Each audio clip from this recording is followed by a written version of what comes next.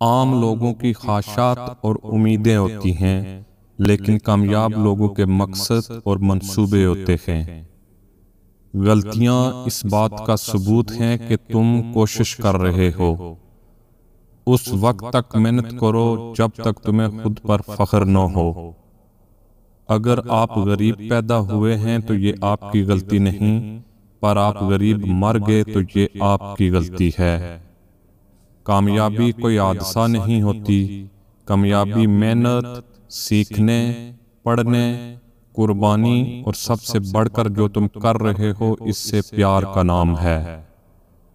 जब तुम हिम्मत हारने लगो तो सोचना तुमने शुरू किस वजह से किया था। कामयाबी का जश्न मनाना ठीक है, मगर नाकामी के असबाब पर तवज्जो देना ज्यादा जरूरी है।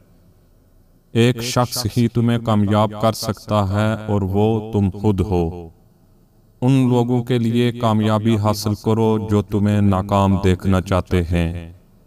कामयाबी एक लागर उस्ताद है जो ज़हीन लोगों को सोचने पर मजबूर करता है कि वो नाकामयाब नहीं हो सकते।